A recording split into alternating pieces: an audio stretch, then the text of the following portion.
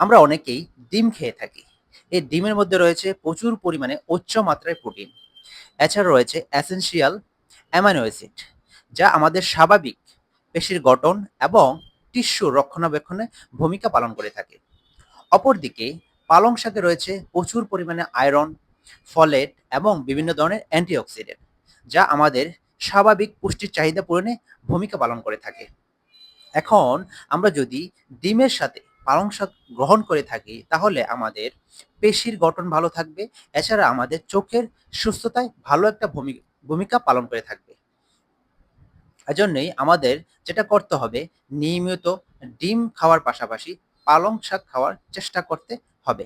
এতে আমাদের স্বাভাবিক সুস্থতা বজায় থাকার সমূল সম্ভাবনা রয়েছে। আশা করি আপনাদের ভিডিওটা ভালো লেগেছে। যদি ভালো লেগে থাকে তাহলে অবশ্যই চ্যানেলটাকে সাবস্ক্রাইব করে দিবেন। ধন্যবাদ।